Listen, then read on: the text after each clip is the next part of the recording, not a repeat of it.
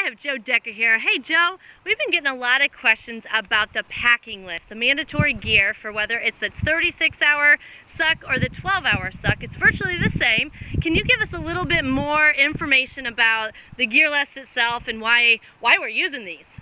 I sure can, Nicole Decker. Well, first of all, as you will see, I have the entire packing list pretty much laid out here for the suck. The mandatory gear, the different things that you're going to use. And we have got a lot of questions. People ask me like why, for what reason, what's the purpose. So basically I'm going to go through real quick. The first thing on there is a pack. I like to use personally over the last few death races and all the hiking trips and stuff. I have an Osprey Ether, about a 60-liter pack that I like to use. It's very important to make sure that you get a good pack, go in and get that thing fitted. I bought mine from REI here in the States. They have an incredible return policy. Spend some money on a pack, guys. I think a pack is a piece of gear, a piece of equipment that everyone should have. Something good. I mean, if you want to go hiking with a family, go with the kids, or for here with the suck, in case you have to carry a heavy load and a lot of crap around for either 12 hours or 36 hours, you need a good one.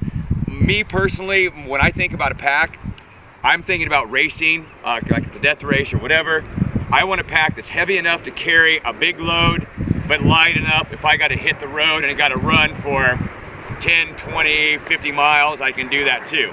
So find something, go and get it fitted, and make sure it's the right pack for you and make sure that it works. Each pack is truly, guys, independent upon the person. It's not a one fits all, so you don't necessarily have to have mine. I know Sean and Mark and Mike and a lot of the guys and girls, they use a lot of different things. So good pack. Spend some money on it. It's going to be your most expensive piece of equipment, but well worth it. Next up we have what, Joe?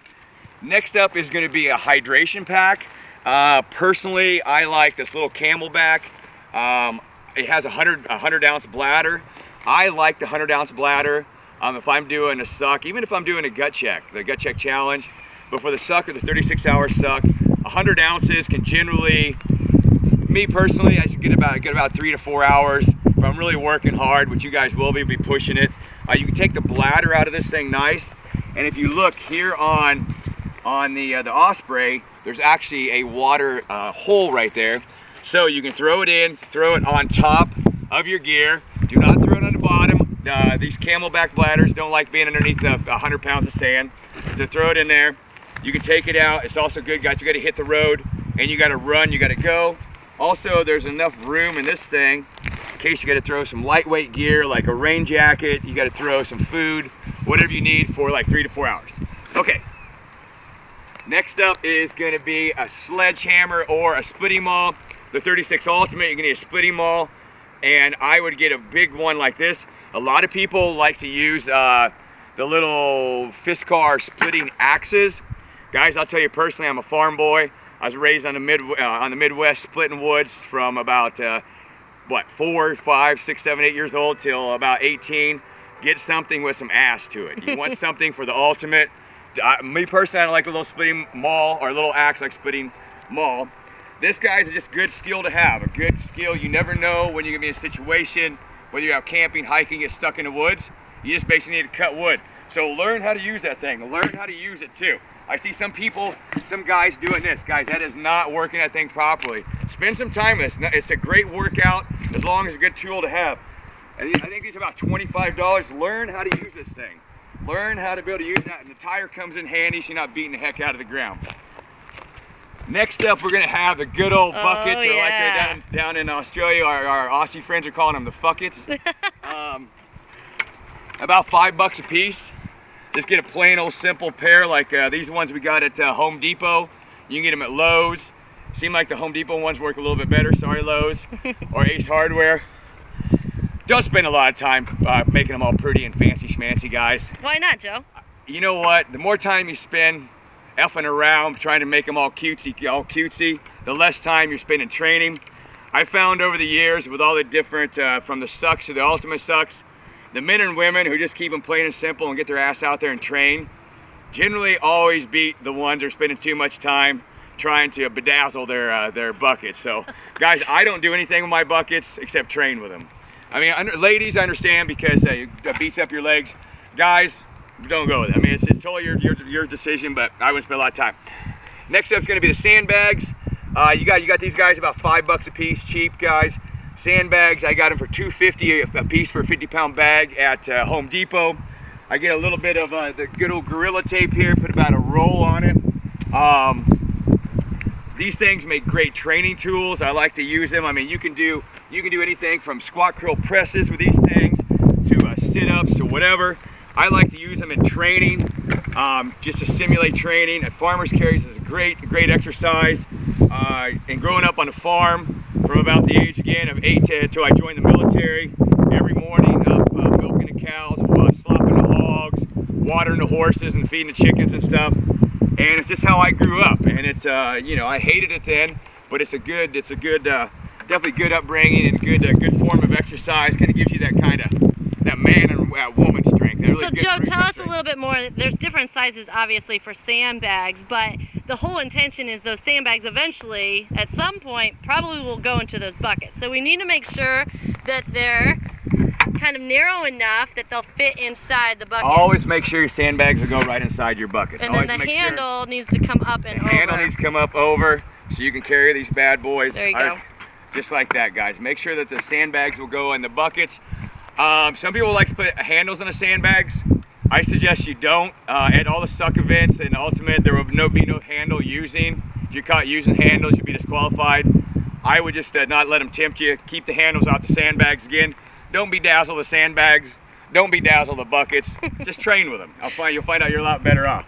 All right, I think this is called our buddy, right? This is called the old buddy bag, or whatever every guy or girl that joined the military knows. Just a good old military issued duffel bag.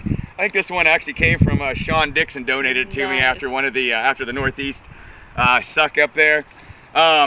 This thing, guys, the reason behind the buddy bag was basically the suck is about helping you adapt and overcome adverse situations.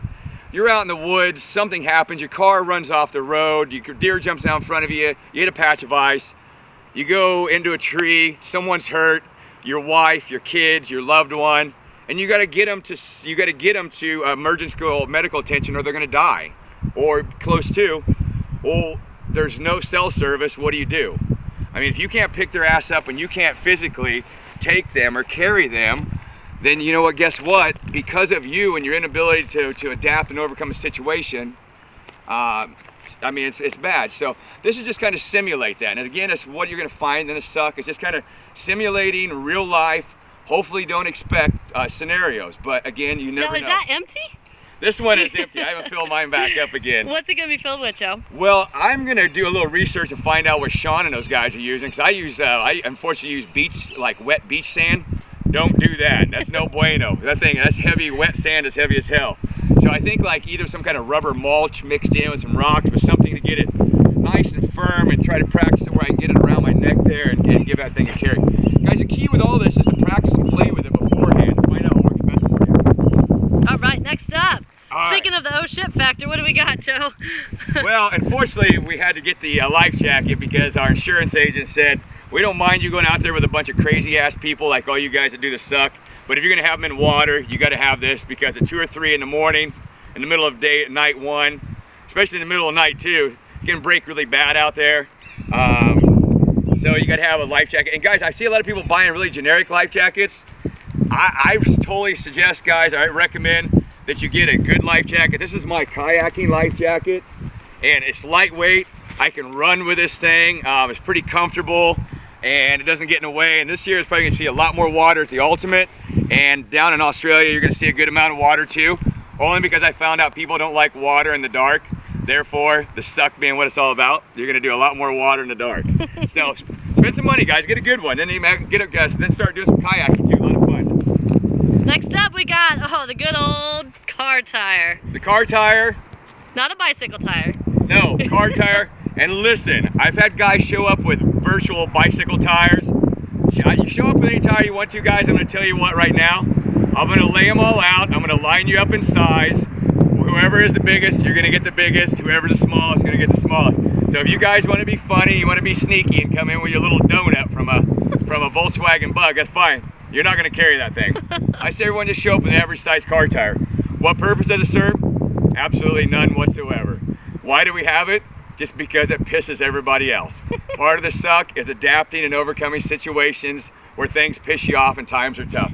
And that's basically what the car tire is there for. It is just an aggravating thing, not easy to pack, and a pain in the ass. So people love it so much, that's the reason we keep that darn thing in there. Again, you can find those any auto shop that you can get new tires. They keep a big pile of them out back, and they will give them away, never pay for one. So now we have some miscellaneous things that are on the list, suggested gear, obviously, headlamp and stuff like that. Can you tell us a little bit more what you got? For me personally, guys, again, like, you know, I'm in it to race it, which I think all of you should too, because any of you can be contenders, you know, depending upon what happens. So many variables can, you know, in effect here. You never know where you're going to be at any given time, so spend the money. This Petzl is a couple years old. It is about 160 looms. This thing throws out one hell of a beam. The brighter and the longer the beam, guys, the faster you can go. It's all about depth perception. Think about it like that. The lumens. Yeah, the lumen, 160 lumens. They have them out there now even a lot bigger. Spend the money on this too. I think this one was like 60, 70 bucks when I got it. Again, the further you can see, the faster you can go. It just makes sense. Don't buy a cheap one. And another thing, guys, I either like to have a spare one, or I have this that a lot of times that I'll carry. Just a little, my little handheld Phoenix. This is a great little handheld, lightweight light. If things are tough out there, I got one up here, and then I got one down here on the ground. Again, I can just move faster at night and get a nice lightweight one like that. Always a couple extra sets of spare batteries. Work gloves, I got these bad boys. Just went to a local hardware store. Got some really good ones. Got a little cushion there for the buckets. Got some knuckles there in case you gotta punch a tree or do something like that when you're all aggravated out there from carrying those damn buckets and that sandbag. Spend the money. I think these are 20 bucks. Get a good one. Just good to have a good set of work gloves. A couple extra things that I like to carry, and there's a few other things, but these are the ones I just pulled out, is, duct tape. Always have duct tape, guys. I mean, number one, for your sandbags, if your sandbags bust, they start spilling out, you lose any weight in your sandbags, you can be disqualified. Number two, in case someone's beating you out there in the woods and you want to set up a hasty ambush, and you can hold them hostage with this, tape them to a tree, in case you want to do that. Number three, if you cut yourself out there, guys, I have used this, and Nicole can personally attest. I have taped my eye wound shut. I have taped my arm wound shut. This thing comes in very handy. So I like Gorilla tape, good set. A signaling mirror. A lot of people are like, oh, you're gonna signal this for signaling, you know, helicopter stuff like that. Wrong. When you're out there, guys, if you've ever got a bug in your damn eye, one of the most annoying things is running and rubbing your eye. With this little signaling mirror, I can now find that damn bug, and I know that sounds silly, but you get that bug out and you keep going. If not, it's gonna irritate the hell out of you. This is just an old Spyderco knife that I keep in my my life jacket. It's basically, and it's a little rusted right now, but this thing will take a finger off, and it's basically used in case you get your life jacket wrapped up on a rock or a stick. You can actually cut the webbing. So nice little lightweight knife, like Spyderco makes some good ones. Just good to have with you. That's pretty much about it. So again, guys, this list is not that expensive. The most expensive one's going to be a pack, which you should have anyway for going backpacking and getting outside. Like if you look around this Balboa Park, doing a little bit of hiking, camping with a family, with the kids, going out by yourself solo to get away from life. But that's pretty much it. That's you know, the packing list for the suck. It all has a rhyme and a reason. The pack for me from the military, the buckets from growing up on a farm, Sandbags military training and also having gut check fitness, Sledgehammer and the axe is growing up on a farm splitting wood. Now it's more for working out because it's a good functional fitness workout. I mean, right here I have you know, I have a gym. It may cost maybe $300, $250, $300. You got one hell of a little workout station here, your own little private gym, and that's pretty much it, guys. Don't overcomplicate it. Make sure that you train with it. Make sure that you dial it in. Make sure you know how to pack your pack. Make sure you know how to put your camel back in there. Make sure you got to know how to carry those damn buckets. Wrap up your sandbags. Fill your buddy bag, and you only get that first-hand knowledge through training.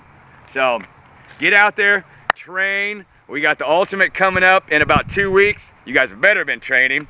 All my Aussies down there, I know you guys are getting ready for the 2016 tour. Same thing, get out there.